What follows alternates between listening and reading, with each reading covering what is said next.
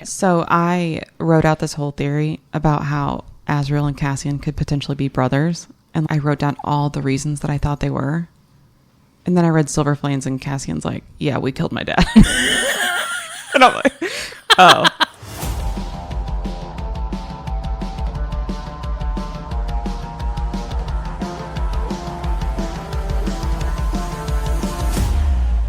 Hi, I'm Olivia. And I'm Kelly, and this is a Court of Theories podcast where we deep dive all things ACOTAR, Throne of Glass, and Crescent City. This podcast contains spoilers.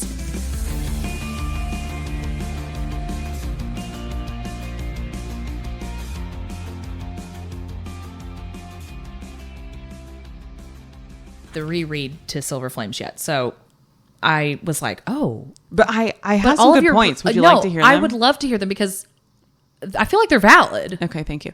So Cassian, when he's first talking to Nesta about this, he says, quote, that his mother... Oh, fuck. I messed up the quote. Cassian says his mom, quote, could not or would not remember who his father was. So then I thought, okay, Azriel's dad put him in a dungeon, essentially. So did Cassian's mom know that? Was she like, oh, I don't want them to take my baby and throw him in a dungeon. I'll just pretend I don't know who the father is. See, I thought that was a good theory. And then also I was like, okay, they're the only two Illyrians with 7 siphons. Okay. X. And also a note that the Prithian Fae clearly cannot smell bloodlines because Lucian would have been outed long ago. Yeah, we had to wait for that illiterate Fae to just sniff it out. She's like... No, she didn't. No. She called it out. Well, I know, but she didn't smell it. Oh, we didn't know about the smelling thing until Danica. No, yeah. But also she's a wolf, so... Yeah, that's true. She's not Fae. Yeah, she's a veneer. Veneer? Veneer? They say veneer. Oh, okay. So they accentuate the a little bit more. I need a chart because I'm a little bit confused about all the different classes of beings in Crescent City. Yeah, there's a lot. Because people are more than one thing even. So I get confused about I feel like Danica what's what. Is more than one thing. Right? Because she's a shifter. So, yeah, but Rune Dannon, Crown Prince of the Valbaran Fae, knew 3 things. Yes, he did. He knows a lot more than that too. Oh, swoon worthy. In ACOTAR, they're literally just mortals, high fae, lesser fae, which is bullshit. But anyways.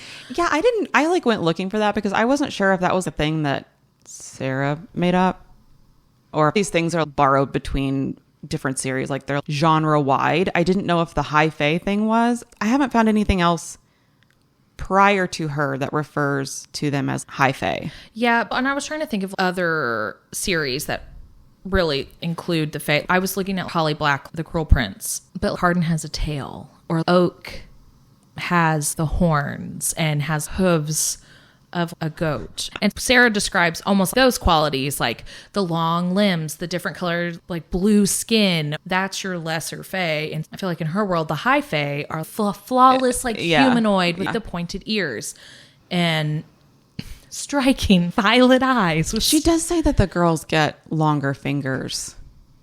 Yes, that they're like elongated. So I don't know. But actually, I think she just says like slender. Slender Man? Yeah. I don't like that. Now that you pointed that out. Nesta would be a great Slender Man. Oh, yeah. She'd come for you. Okay. The Asteri are the rulers of Midgard. Mm-hmm. And then you have the 4 houses, which 4 different races belong to. The House of Sky and Breath is the Malachim, which are the angels. Fae. And then sprites. What fae? It just says fae. Like it just generally says fae. There's fae in like all of them, isn't there? Rune is Crown Prince of the Valbaran Fae. That's what I'm like confused about. Let's work through the houses. And then, because then House of Earth and Blood is shifters, humans, witches, fauns, etc. God, wouldn't you feel good if you were the etc.? Oh my God. House of Flame and Shadow. Ding ding. Reapers, Wraiths, Vampires, Drakis, Necros. And then it's Daemonaki. Oh, that sounds like fucking Daemati. Yeah, it is literally spelled Daemonaki. I don't remember even hearing that. God, I need to reread these. I don't remember them saying Vampire either. I remember Vampires. Yeah. There thought was that- like I some thought run-ins with Vampires. Well, I know, but one of the first guys that gets killed or whatever, but I thought she just straight up called him a vampire. I thought the vampire thing was like a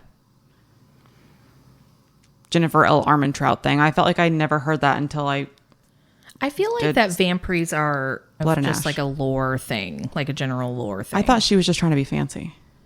Well, maybe. That's what I'm saying. I need to learn more about that, I think. Because And then House of Many Waters is the Myrrh, the Nox, the River Spirits, the Nymphs, and then the Kelpies. And then within each house, they have like the hierarchies. So like obviously sprites. so all are of, less than all of the angels. different kinds of fae are sky and breath.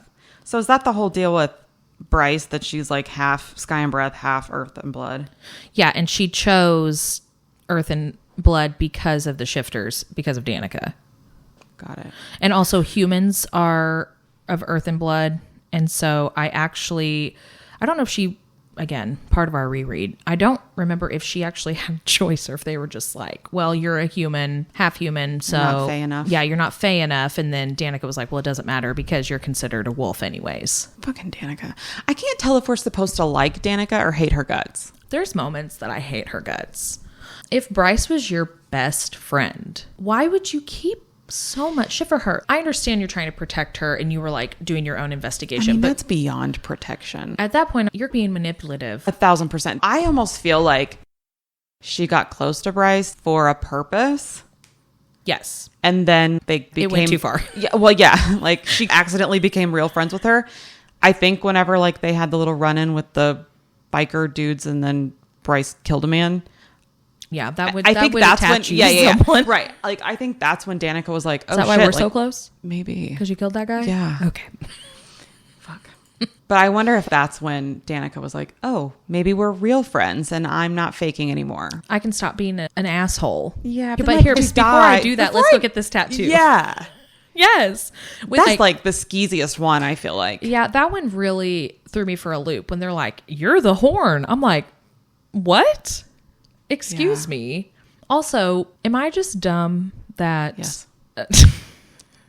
I know that her tattoo is through love all things are possible or whatever, but can we just talk about that now that I know that it's the horn? That's what I envision her tattoo looks like. Not words. A horn. It's not like a language that she knows, though, right?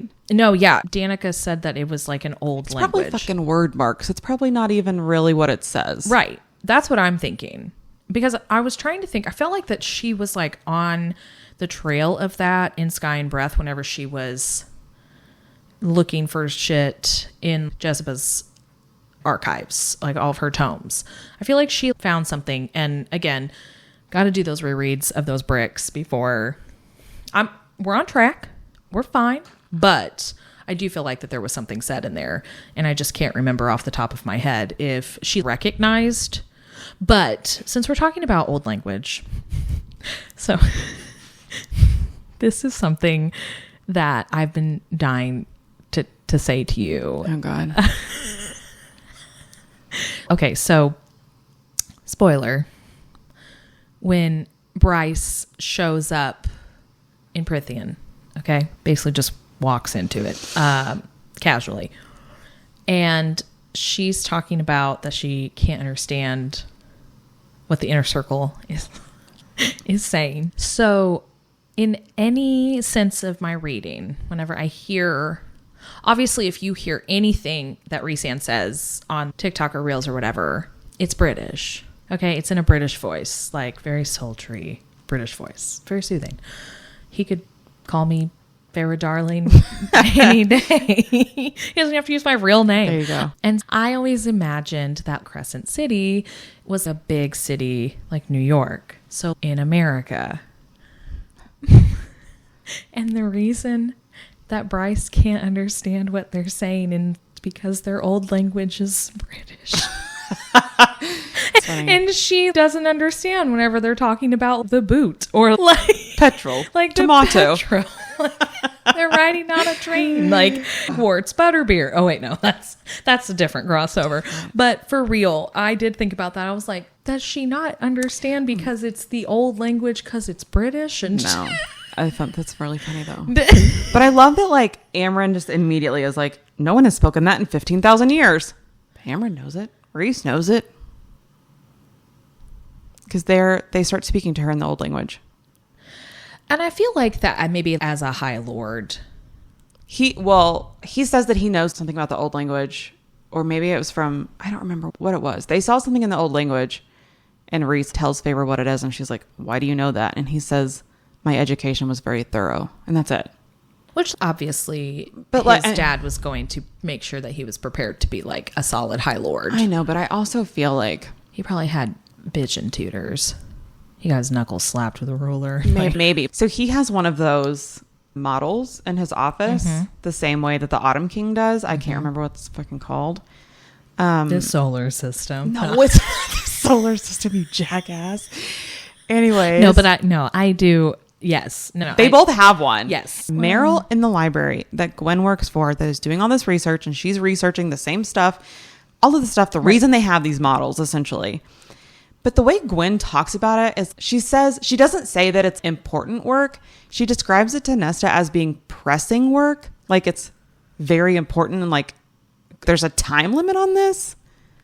So I feel like Meryl is a background character, but I feel like she's potentially going to be way more important, or she's playing a way bigger role overall. No, I agree, because I think her and Rhys are in cahoots for one thing. Yes. Okay. Because, well, clearly Amren. He likes to keep secrets. Yeah. So does Amren. She literally, when I was finishing War, and when Amren legitimately tricked Feyre into grabbing the cauldron. I did not understand that whole part for the longest time. Like I had to go to Reddit and have someone explain this to me like I'm 5, because Feyre gets so upset about a betrayal, and I'm like, what are you talking about? Oh, like when you read it, you didn't catch that she like there's a reason that it didn't matter that her sisters weren't there either. And I clearly got that Amren left her body or whatever at the end of it. Like Feyre saying it was a betrayal, I was like, why do you feel betrayed? I don't get that, because it wasn't what she thought was going to happen. Right, that wasn't what Amren was basically described or insinuating that was going to happen, because it was like, okay, we need to make sure that Elaine and Nesta are both here too. We are all made from the cauldron. We have to all do this together. And then it was like, all of a sudden, it's okay. We can leave Nesta and Elaine behind. We can get up there. And Feyre was under the impression that because of how powerful Amren was, and then also since she was made from the High Lords, she was also like, they could just do it themselves. But the Suriel gave Amren the code in that book that she had to free herself. Feyre didn't understand at the time that it was really going to be beneficial, but she felt like it was a betrayal that, like, because Tamlin had betrayed everyone to the king, and I felt like that was the vibe that she thought was happening again. Oh, okay. Well, I guess if you draw that parallel, because I was like, you're being dramatic. That was a part of it that during the reread, especially, that I really slowed down at. Not only whenever she was basically being torn through the camp. So maybe Feyre thought that she was working with the king, or yes. like what? Oh, okay. Yes. Okay. That it was a full betrayal, that she was going to get. She basically took the book and then was supporting the king, Gotcha. Hybern, that everything that she thought that they were doing together was just a flat ass lie. That makes a little more sense. But this whole time I've been like, damn, and Amren Feyre, obviously really felt bad about it. Yeah. I was just like, that was really dramatic. But I think that Amren knew you need that. To calm down. Said Taylor Swift. Yeah. But I think Amren knew that if she tried to present that as what she was going to do, obviously no one was going to let. Rhys would have let her do that, but I don't think Feyre would have let her do that. Yeah.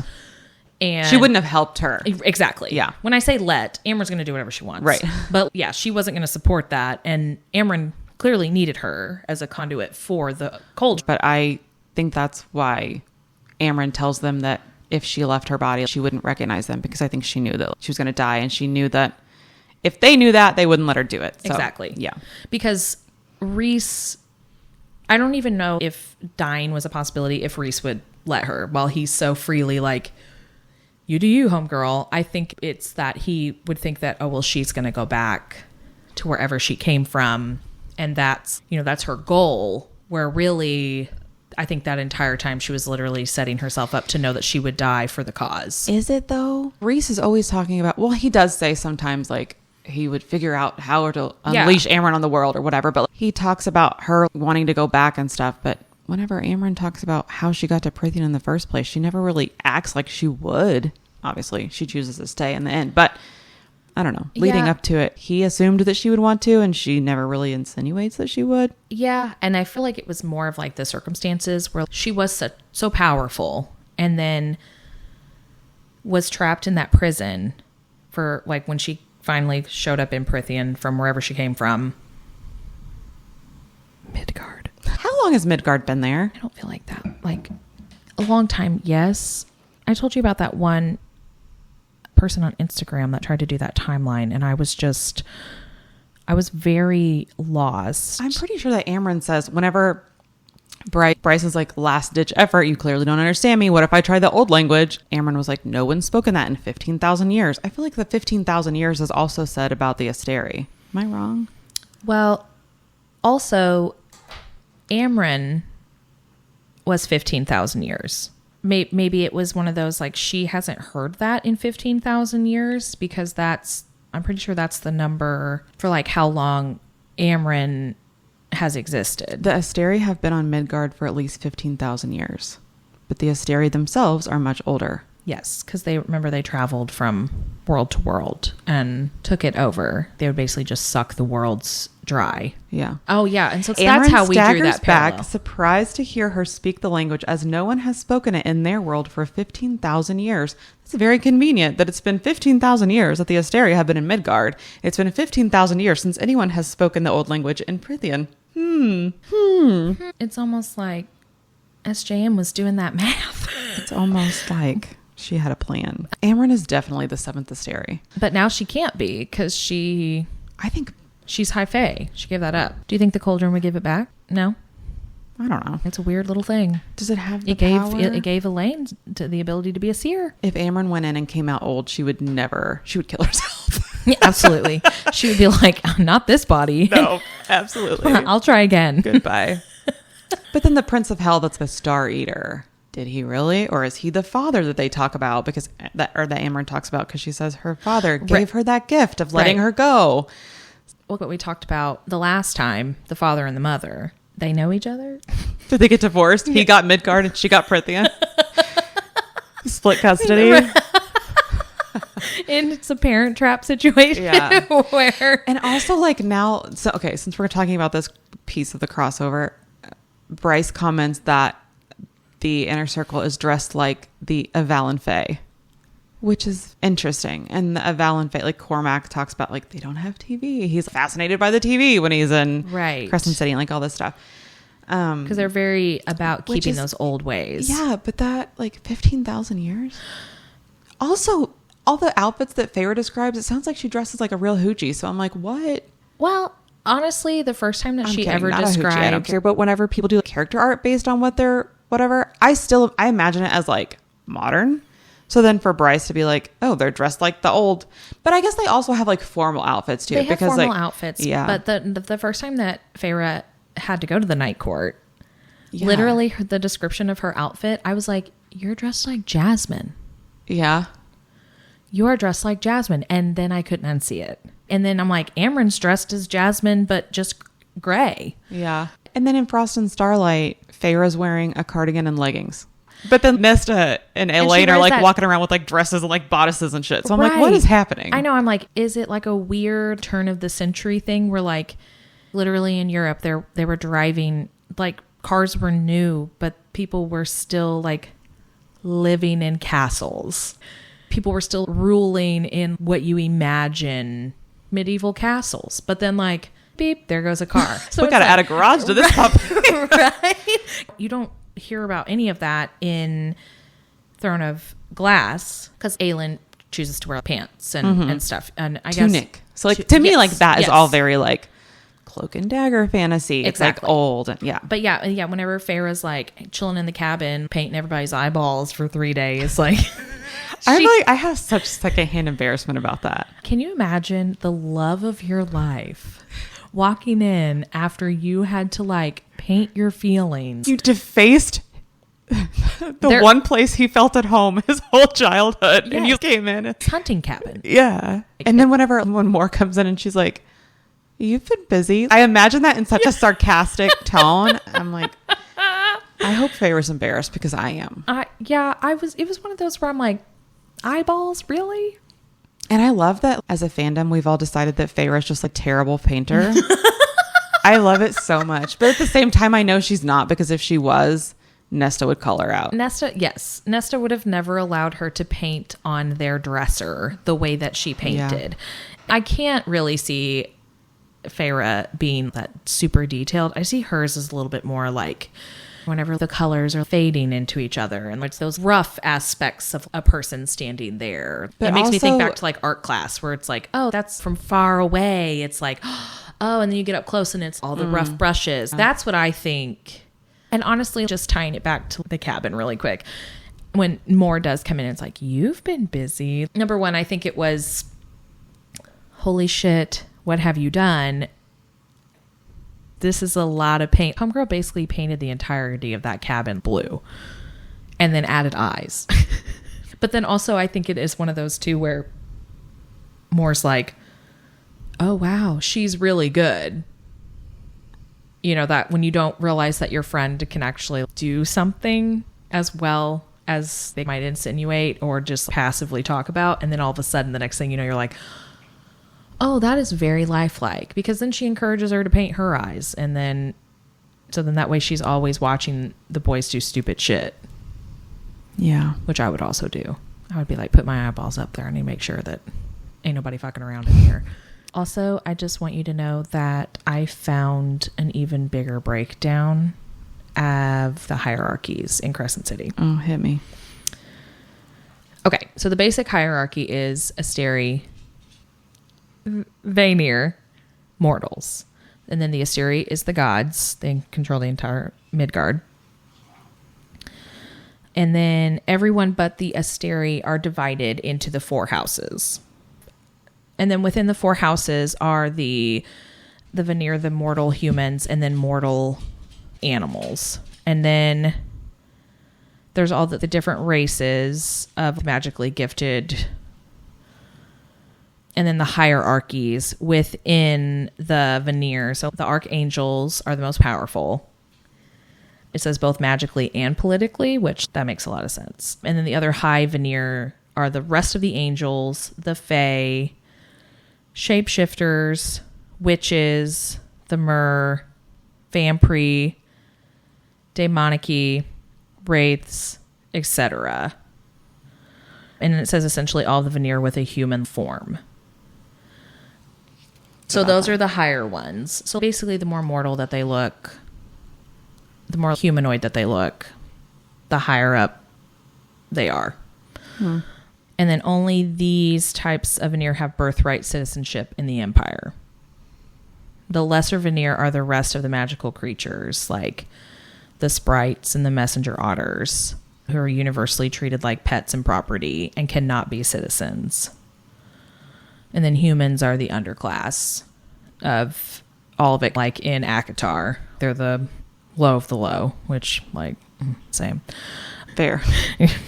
Humans are not given citizenship, and depending on location, they're either enslaved or they're just really limited in their status. And that's why it's such a big deal for Bryce to have basically the status that she has, being half Fae, half human. Basically, her human status overtakes her Fae status. And so that's why basically her being announced as like the princess really pisses a lot of people off. Because we know that through the whole thing, like, she's basically subjected as trash, which is trash. None of the humans have any type of power. So whenever she starts displaying power, it's like magic. I guess I should say. It freaks everybody out. Yeah. And like we've talked about before, I think that's why it freaks the Autumn King out so much. I don't, like I have said before, I'm not fully convinced that he didn't know that she would be powerful, just because I think there's just so many secrets, especially behind him.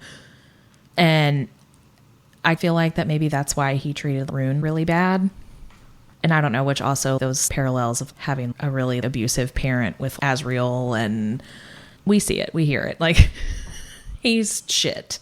But yeah, I don't think that the Autumn King, especially once Danica died, ever thought that Bryce would truly go through with a drop. Or if she did, it would just be the bare minimum drop, that she wouldn't come out literally as one of the highest power rated veneer of anyone. And then I think that's why it was like all of a sudden he needed to have control over her life, because it was going to fully reflect on him. Also, why is he the Autumn King? What's up with that name? Why does he have that? Can we just talk about how I see him as Baron? Yeah. And I don't know, when I first read this, I'm like, oh, she's literally pulling from Akatar. How weird that there's multiple Autumn Kings. But now that we're in the, like, what is it, 150 days? I'm like, it was no coincidence. I think that has been the continuous connection from the Prithian days. However the worlds lay on each other. Is this a descendant of Baron or Eris? Or that's why basically he's a dick. Yeah.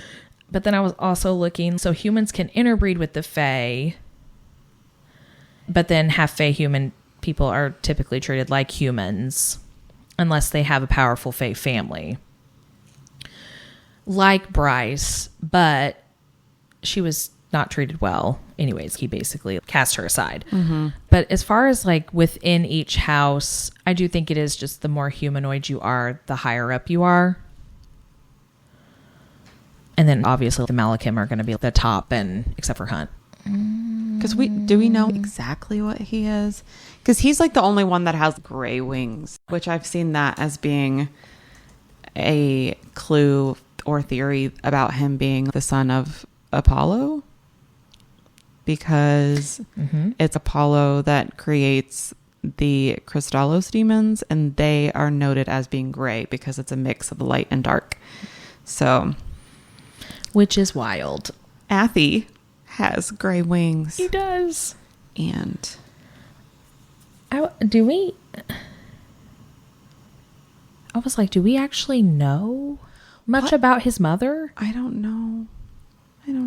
I almost feel like now I'm like getting confused, because I feel like his story about his mom is almost identical to Cassian's story about his mom. Yeah, because his mother worked very hard to look after him, but never told him who his father was. And then he joined the army to support himself and his mother. And then he would send money to her. But then those people broke into her house and killed her. I don't remember us ever really finding anything out about her, other than that he supported her. And I was like, oh, so basically like the Illyrians. But then then we go on to all the like Shahar stuff. And also, this just made me think about that. Talking about the Illyrians, if their wings are clipped or whatever, and they can be incapacitated for life essentially, but Hunt gets his wings cut off and they regenerate within a week. The fuck? Yeah, but I think that has to do, like, because we don't know anything about the Peregrines. I'm not saying like that they're identical, right. But just like, yeah, how convenient, Hunt. I know, but well, no, that does happen to all of them. I was like, is he the only one? But no, they'd cut off other ones. And that seems like such a silly punishment then. I guess it's painful. Yeah. And then it's, okay, well, you have to suffer for a week. And then once you're healed, then like you have to go back to work. Like you're grounded. Yeah. We're going to throw you in your really like shitty little room bloody for 1 week. And then you can week. come out after you've learned your lesson. And then you have to go back to work. Yeah. Which is like the true nightmare. Like The real punishment. Yeah. It must be what maternity leave is like. As a physical book lover, we've all found ourselves in major need of a bookmark when we've been rudely interrupted while reading. Interruptions like your job, your needy pets and family, or your spouse wanting to tell you all about a random thing that they've been doing, all while you're at a really good part. Don't they see that we're reading? And in those moments, we've all found ourselves having to grab for a receipt, a post-it note, a scrap of paper, or the absolute worst, dog-earing your page. Well, in those moments, Case Leatherworks has you covered. Their dog-ear bookmark fits perfectly over the corner of your page, so you never lose your place. Their products are made with top-grain American leather in a variety of colors, and you have the option to customize your bookmark with your initials. Along with their bookmarks, they offer a variety of home good products that's perfect for any reading nook. Support small business by visiting caseleatherworks.com, and our listeners will receive 10% off your first order by using code THEORIES at checkout. That's offer code THEORIES at caseleatherworks.com. I don't think we know a whole lot about his mom. His father is an unknown father and his mother is an unnamed mother. So we don't have straightforward lineage. Mm-hmm. Okay. With like Cassian, just trying to make the parallels between the mommy and daddy issues. We know enough about his mother, Cassian's mom. And then we find out that his dad is just a deadbeat. So while we're talking about them, why were Cassian, Azrael, and Reese... We know why Reese is so powerful because he was like obviously going to become a High Lord and all that stuff. Why are Azrael and Cassian so much stronger and powerful than all the other Illyrians? They have more than double the siphons that any of the other Illyrians have. The three of them won the right. Yes. Nobody else has done. It's been done 12 times in history. Why are they so much more powerful? And I can see where Azrael would be more powerful because he's a shadow singer. It's that whole thing. I think I sent it to you where his shadows obviously feed off of him. Is he the only one? That we know of, I think. So is that not an inherited trait? Is that just a thing that someone's chosen to be? I think it's just a thing that someone's chosen to be because... I was trying to figure it out and I feel like I just made that connection of depression. Like if a house becomes quote unquote demonic, your negative energy or your sad feelings manifest. We know a little bit about his childhood, but as far as his hands and what was going on with that, like what came about to where all of a sudden then he had the shadows because it's a rarity. Yeah. What was the purpose? What was the purpose of taking him from his mother if you're just going to put him in a cell? Why? I know. It's just shitty parenting. We know that his mother is still alive. Because remember, they talk about Rose Hall. So I'm really hoping, and probably not in this Crescent City book, because obviously we've talked about this as a Bryson Hunt story, but we're still owed another ACOTAR book. So I was watching clips of Sarah being interviewed last night, and it was after Silver Flame because they were asking her how many Crescent City books are there going to be, and she's like, I'm contracted for 3, but there are 4 houses. And then she says ACOTAR was also supposed to be 3, and she said now there's going to be tons more. She didn't elaborate, but it was after Silver Flames had come out, and she was saying like going forward the format is it's going to follow the way Silver Flames was formatted in terms of like it being a couple dual POV kind of thing. Which I love. I like it too. But I just thought it was interesting that she made a comment that there were going to be many more. Huh. Which, if you think about it, we need to know like more about Azrael and whatever's going to go on between Gwen or Elaine, whoever you ship. Which I'm going to be honest with you, Elaine is going to end up with Lucian, and that is it. So I am very deep in that camp as well.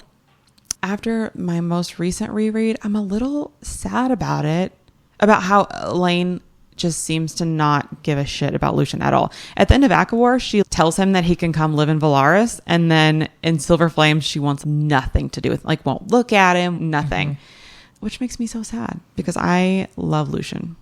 I love him too.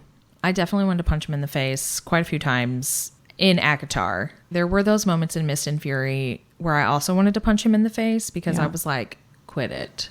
That like this poor girl has been through enough. You stop that. But I think their storyline, because obviously like Cassian and Nesta had her walls up and he had to bust through those. And with Lucian being over with Vesa and all that over there with like Jurian, I think he's experiencing who knows what. Imagination nation. But I think that they will also be a book because somebody got to be telling Helion that's his kid. Yeah. And then I think that'll flip like a whole thing with the Autumn Court, because I think Elaine was just hurt by what happened with like Grayson. Which I get. And then just obviously being thrown in a cauldron, being made into the one thing that you were told that you had to hate and fear. Yeah. And while Nesta had other stuff that she clearly had to deal with, that obviously resentment clearly was one of them. But I think Elaine's is less resentment and more heartache because she was there, lights were on, no one home for so long. And I think she has to go through that finding herself. I agree. And I do hope that she comes around and her and Lucian get together because I ship it real hard. I do too. And I feel like he's so sweet about it. And I just love him and I just want him to be happy because his whole life has been sad.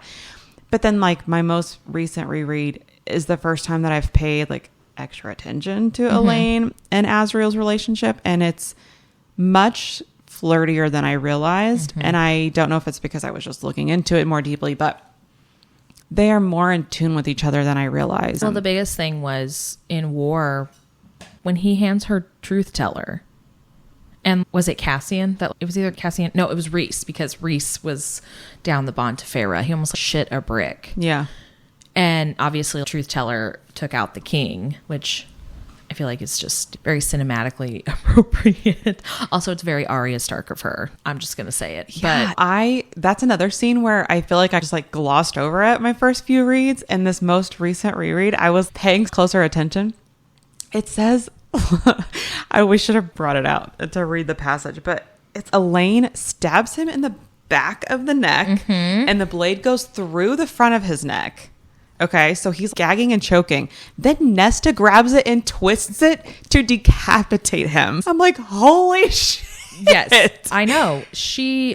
I'm trying to find it because it is insane. The first time that I read that, I was like, wait, what did Nesta do? I pictured twisting it clockwise or like counterclockwise, not like around his neck. Yes, we're not talking about like the circumference of his head. Like, well, I don't understand.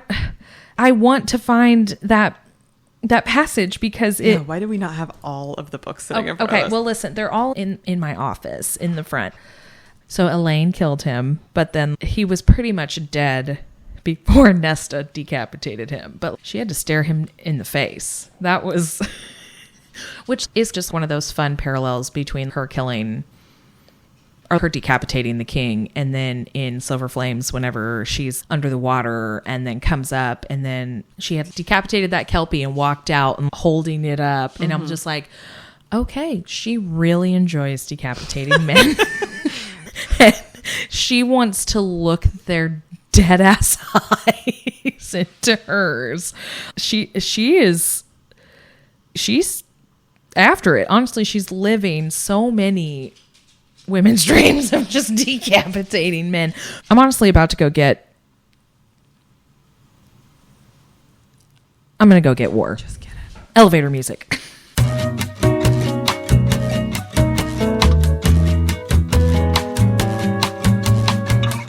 Back to Elaine for a second. Yeah, okay, so this is page... So I'm in the paperback of Turn War. with me. Turn with me. Turn to page 394. No, sorry. No, Professor Snape. Just kidding. I've never read Harry Potter, so we've had this conversation. I know, but it's on my list. R.I.P. Alan Rickman. Okay, so the king raised his hand, power whirling like a dark galaxy in his palm. which that line, the fact that we're literally talking about a dark galaxy, because we clearly know that the king is something that is otherworldly. Yeah, why has he got all that power, man? Yeah, that's my thing. Why does he have so much? Even though he is wielding the cauldron, he had that power before he wielded the cauldron. And Amarantha, she also had a ton of power. How are you so fucking powerful that you can take almost everything but like a kernel from 7 High Lords? Yeah. And the most powerful High Lord in all of Prithian, and leave them to just little speckles of their power. Unless you are something otherworldly or bred from something otherworldly. So whatever her and the king, whatever they are, has to be almost Asteri-like. They're just too powerful, because you just can't tell me that of 7 High Lords, one of them couldn't have... That just made me think of something. Killed her. That just made me think of something, because we've talked about the possibility of Amarantha being Volg. Yes. Okay. Mm-hmm. And I know that I've also told you the little theory about Tamlin sitting on that stone throne and it being like the same kind of thing as the collars and the rings. So what if that's the reason she put her court under the mountain that she did? What if by getting everyone there, she was able to control them the same way that the Val could be controlled with collars and rings? I think that whatever magic she used to basically shield under the mountain, because you think about it, the Winter Court, they hid themselves. They were still running, protecting themselves. Valaris, you never... Tamlin Hello, sir. is not there, and he says that he doesn't have full power, but it seems that Tamlin has more of his power than the other High Lords do while they're under the mountain. Yes, because for him to be able to go into his beast form the way that he does, or like that none of the rest of them are ever able to go into their beast form, and then for him to be able to give that shifting power to his people to go into the woods. Wait, okay. I am a Tamlin sympathizer. I know. And I feel that he has a lot. He's got centuries of unresolved trauma. Yes. Did he do things wrong? Was Feyre right to leave? Absolutely. But I also feel bad for him. Did he also turn them all over to the king? Yes. Yes, that was really fucked up. Yeah. But even before that, okay. He was not a good boyfriend. But we're talking about being under the mountain. We've all had boyfriends like that. And how that stone, with the stones and all that she being in the mountain itself, that she's able to control them and basically render them useless, essentially. Yes. Tamlin doesn't move, doesn't look at her, and Lucian kind of gives Feyre the excuse that he doesn't want her to see how much you mean to him, so she doesn't hurt you or whatever. But what if he couldn't do anything anyways? But also, if Tamlin could shift other people, if he had his power, could he not have shifted Feyre into the fucking adder and had her walk out of there? Exactly. Because I'm like... That has never occurred to me until right now when you were saying that. Yep. Amarantha. He could have made her look like Amarantha, Yes. and they could have walked out together. They could have literally made her look like anything. Because even if it truly was her just being a giant wolf, even if it was just that, like... Because he like glamours her, which I know that's like pretty much a basic, but it's one of those where like he has so much more. And maybe Lucian truly believed that was because Tamlin maybe have told him that, like, oh, I just can't, because maybe it was also something. Honestly, where, that made perfect sense. I was perfectly satisfied with that answer. Yeah, the Val, we were inside of Dorian's head whenever he had the collar put on him, and it was just almost just in a weird way like he was like a feral animal. But then Dorian was trying to fight to come out while he had the collar on and was taken over. We see that in his head. And so maybe Tamlin could push through enough to be able to just let Lucian like, no, I just can't.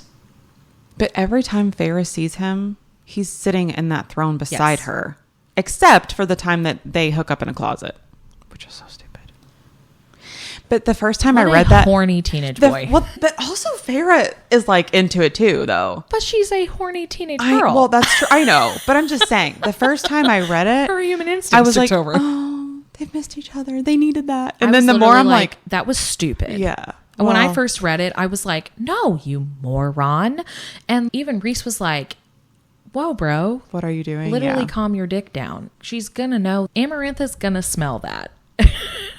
Go and smell you all over her and vice versa. That's true. What a dumbass. Yes. See, I wasn't even thinking of it in detail. I mean, I do read a lot of fantasy, but I don't know. I do now.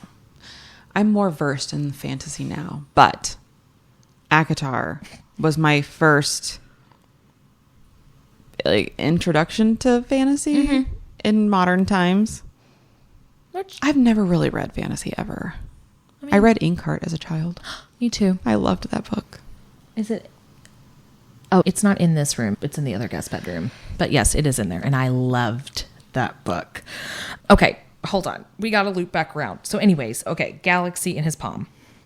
I knew they'd both die the moment the power hit them. Anything, I begged the Cauldron, anything. The king's hand began to drop and then halted. A choking noise came out of him. For a moment, I thought the Cauldron had answered my pleas, which I think it did because Elaine is a seer. And the Cauldron made her that way. And so it has a connection to her. Maybe obviously not as strong as like with Nesta because she literally was like, gimme, gimme, gimme. But as a black blade broke through the king's throat, spraying blood, So Elaine stabs him in the back of the throat, and then the blade comes through the front. yeah, Elaine stepped out of a shadow behind him and rammed Truth Teller, which also did Azriel's shadows Assist. did they... That would still be really hard. You would still need to be strong for that. You would still need to be strong. And also the fact that Azriel lended out Truth Teller, like we talked about earlier, and everyone was shitting a brick. And I sent you that thing where that like his shadows have a mind of their own. And so it's like, were they're close enough where they could just like and show up and help her to the hilt through the back of the king's neck as she snarled in his ear, "Don't you touch my sister." Also, the Cauldron purred in Elaine's presence. Like a Kit Kat. Like a meow. As the king of Hybern slumped to his knees, clawing at the knife jutting through his throat. Come on, bro, it's too late. Elaine backed away a step. And then choking, blood dribbling from his lips, the king gaped at Nesta. My sister lunged to her feet, not to go to Elaine, but to the king. Nesta wrapped her hand around Truth Teller's obsidian hilt and slowly, as if savoring every bit of effort it took, Nesta began to twist the blade. And then that, at first I was like, oh no. And then literally, not a rotation of the blade itself, but a rotation into his neck. Like, Yeah. Get it, girl. She is a monster. But I don't know. I think that, and they don't talk about it in Silver Flames, but there's just something more to the fact that Elaine had Truth Teller. Yeah. And I think that if we get an Azriel book, which I feel like we will, because the fandom is wanting it, I think we'll get answers to that.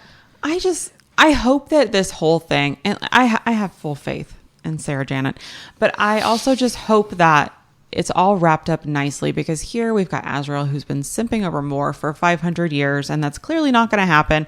Now he's head over heels for Elaine, and is that going to happen either? I want Azriel to end up happy, but Also, don't be regifting that necklace. that was such fuckboy behavior. I hate that so much. It was almost like I hate that he scene so fumbled. much. He fully fumbled, and like clearly, I know that I've read where like the fandom was so pissed off at Reese for doing that, for basically cock blocking. But at the same time, it's like he was looking at it in the sense of that's someone else's mate that you're literally giving a sentimental gift to. And Lucian, if Azriel made a move on her, Lucian has the right to kick his challenge him ass. to a duel. Yes, essentially. basically, like on guard. But also, okay, so if that's the case, then why? Then how can someone like reject it? Do they have to outwardly say Like, I think before that they can? Yes, but then even then, and I think it might have even been, I can't remember if it was in Mist and Fury or War, that they literally talk about that even if it was rejected, that's still your mate. And it's shit because then the male can literally kill she's off property, whoever. essentially. Yeah. Which I don't think that Lucian would ever do that. I think he would fight the urge for himself and whatever that mating bond does. I think he would respect it like Rhys was going to. Yeah. But I think that's truly why Rhys cockblocked Azriel, is because he's like, whoa, bro, that's somebody else's mate. Would you have allowed that to ever happen to me and Feyre? Right. I can't let you do that, because also, like, Lucian wasn't even there. He was back over across the ocean. Someone had to just keep an eye on. And I know it was one of those where it's the 3 sisters and the 3 brothers. I don't know. I just feel like that's too tied up with a bow anyways. I think that's a red herring that she wants to have. Where also, though, you have Cassian with Nesta, Azriel with Gwen, Mor with Emery. I love the Mor and Emery ship. Because those Valkyries are also considered sisters. They consider themselves sisters. And if you think about it, Cassian, Azriel, and Mor would also be with sisters. And while it may not be the 3 brothers trope, it's what they consider 3 siblings. I love that. And I've not heard that. I think that I haven't, honestly, I'm really proud of myself. This was my own little headcanon that I have come up with. Thank you. I'm really proud of you. Because I'm like, they literally in Silver Flames talk about that they're sisters. I love that. I would not have put that together. And as much as it would be really cool for Rhys, because then it would be the 3 brothers that won the right, and then the 3 sisters, quote unquote sisters, won the right. But we spend so much time in the first 3 books with Cassian, Azriel, and Mor having that interconnected relationship. So why can they not have that as an end game? Because also Mor and Emery, 10 out of 10. Azriel and Gwen are literally made for each other. And then Cassian and Nesta, like... God. I know. So yeah, so that actually. the 3s and 3s trope is still valid. It's just not Rhys. And I think that Rhys is okay with that. Oh, I'm sure. Yeah. He's like, that is a lot of sisterhood of the traveling pants. Well, okay. Thanks for listening. We have to stop or we're going to go crazy. Yeah. If we don't stop now, we'll still be going whenever the book releases in January. Thanks for being here. Thanks so much. Love you. Bye. Okay, bye.